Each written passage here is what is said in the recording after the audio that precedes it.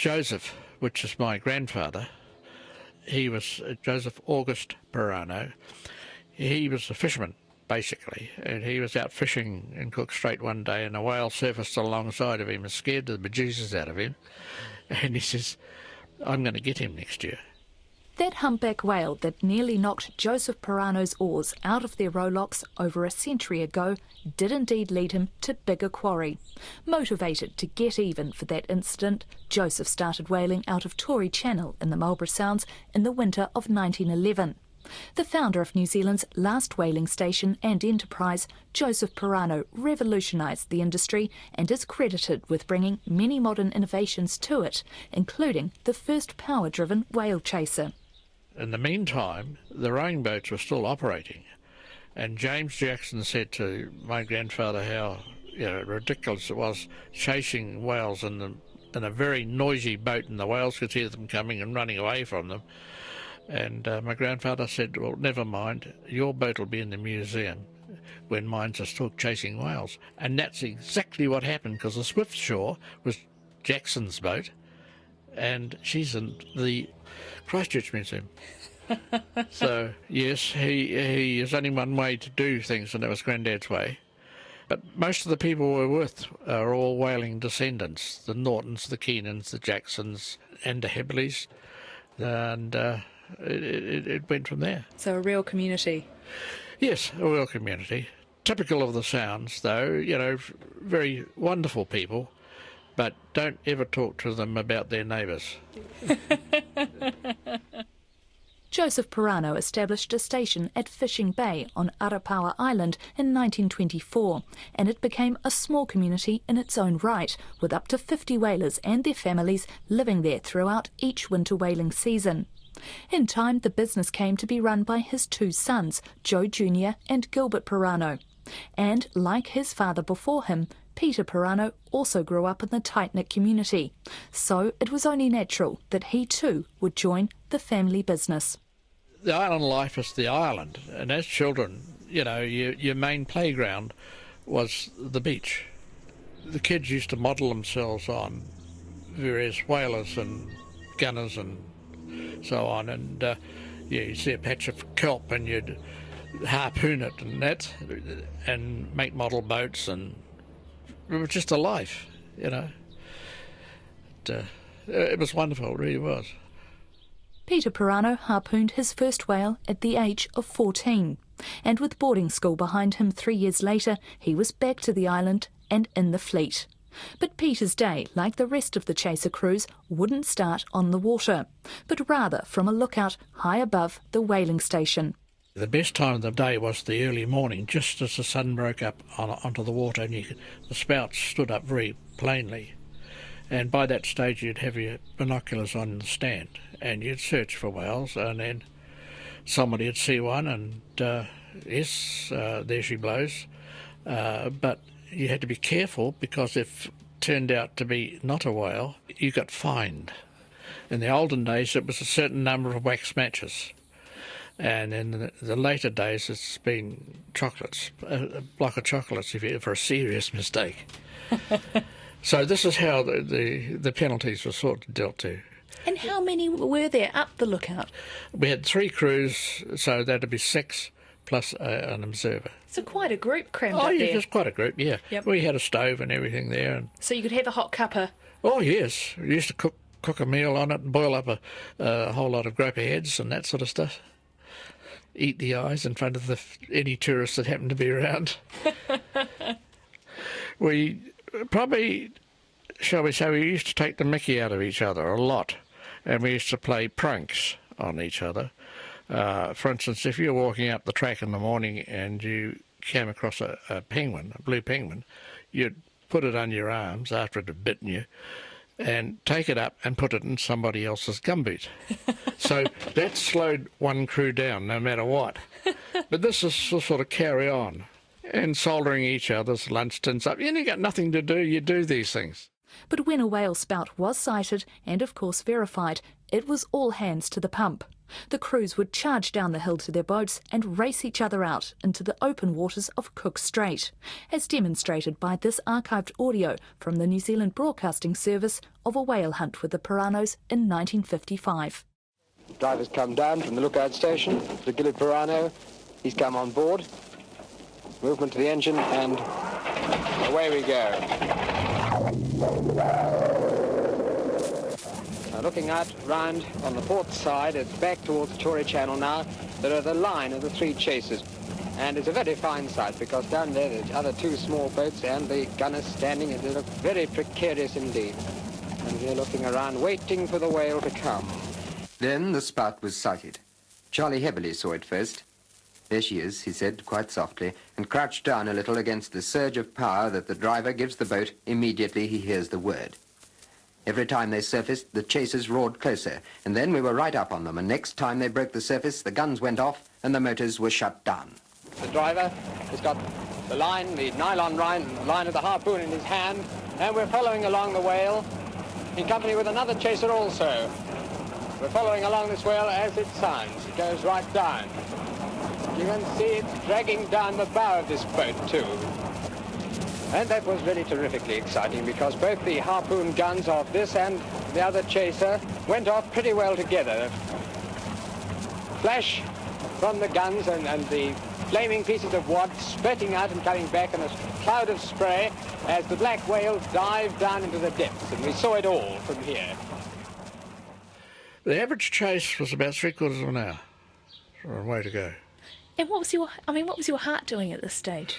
Well, like the rest of your body, probably frozen. The first 3 drops of water down your neck was the worst. And what was the feeling like when you successfully caught a whale and you were towing it back in? Was there any celebration or congratulations back at the factory, or was it just... No, not at all. Right. Not quite, you know. It was just part of the job. It was just doing it thing. It was... What was the feeling like if you came back in unsuccessful? Not to worry. What we used to do, and it's one of the Italian traditions, what they used to do is salute a whale.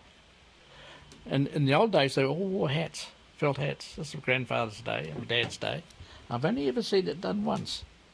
And they're chasing a whale, and they couldn't catch the bugger. And he got away, and they just sort of stopped and saluted. And that's good. It made you feel a bit happier than if you'd caught him. Yeah. So you didn't mind on occasion? Hell no. That one would get away? No. We just hope we'd sort of make up for it.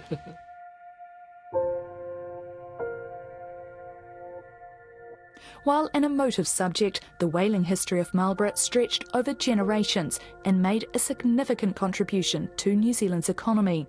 Whale oil was used for lighting and lubrication, as well as in the manufacture of products such as rope, paint and soaps.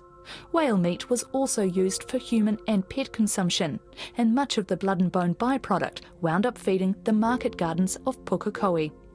However, the Peranos were committed to the survival of the whales they were hunting. Their livelihood depended on it.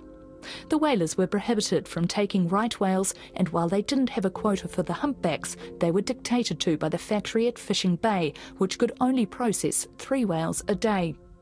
Peter Perano says mothers and their calves were also left alone, as well as any whales smaller than the length of the chaser boats. The fleet would also tag whales to ensure they weren't depleting their own stocks, and Peter says they never got one of their own tags back. Marlborough Sounds whaling peaked in 1960, but then the industry crashed. For a time, the whalers could not work out why the humpbacks were failing to migrate through Cook Strait. The answer, it turned out, lay far to the south of New Zealand. Whaler Charlie Heberley and his son Joe tell of the ruin of a once thriving industry during a Radio New Zealand Spectrum program in 1996. We were devastated. Oh, definitely. Definitely. As time wore on, we knew that whaling was going to become history, and it was a sad day, you know. There was a lot of devastated whalers. We knew that the Japanese and Russians had got in and slaughtered the pot of whales that were feeding the New Zealand coast, and we knew that by the numbers that we had spotted coming through Cook Strait that something had happened. We knew the writing was on the wall, and it was just that very sad day when the last whale was caught. We got blamed here in New Zealand for, for killing the whales out. Well, let me give you an example. In 1960 was the record number of whales taken in New Zealand. Well, that year, Cook Strait whalers took 226 whales in the season. Well, that same season, the Japanese and the Russians took 42,000 whales down the Antarctic, and that's only what they reported. And by the experience we had in some of their reporting, there was a lot more than that caught. Well, we had a bit of an idea around about 61, the last year that we catching any at all. The bumper year, we had no idea. We'd darted quite a few whales, tagged them, and we hadn't got any back, so we thought we were fairly right. We didn't realise the place was getting just absolutely wiped clean.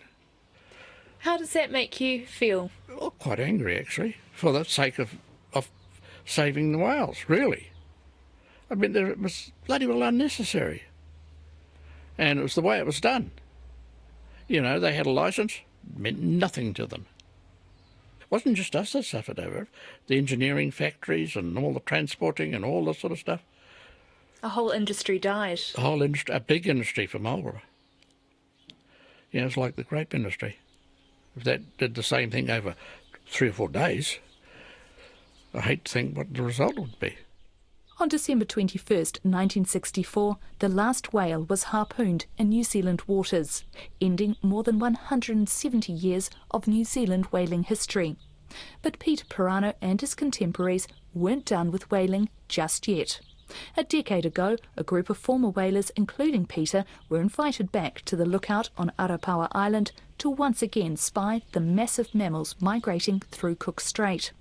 The group are a key part of the Department of Conservation's annual whale survey, assessing the recovery of humpback numbers since the end of commercial whaling. I asked Peter what it is like to be poacher turned gamekeeper. It couldn't be better, really. I mean, it's probably the ideal thing for somebody like myself and Joe Heberley and the Nortons and the Jacksons and sort of so on to be doing this. I think it's great. And tell me about the project. How did it unfold and how did you come to be a part of it? Well, Joe just rang me up one day and said, "How would you like to go whale spotting?" I said, "How would I like to do what?" When was the last time you spotted a whale? Back in the 60s? Well, yeah, it would be, yes. We've been doing this survey for 10, 12 years. Tremendous. I knew that it'd be all be on there then. And so you head back to Arapawa Island? Yes. And you climb the hill? Climb the hill. Oh, actually, no, we don't climb the hill anymore. We go up on the quad. Luxury. Oh, hell yes. Like a whole lot of lemming on the mother lemming's back. Covered in mud. Yeah, and in the dark. We're warming our glasses pre-dawn. Sun comes up, the glasses come out. Away we go. And exactly the same excitement. We just don't have to go out there and catch them and kill them. What do you think your grandfather would make the fact that Perano, the name Perano, is now associated with whale conservation in New Zealand? Oh, I can just about hear him saying, "Oh, bloody stupid buggers." But he'd be right behind it. Yeah.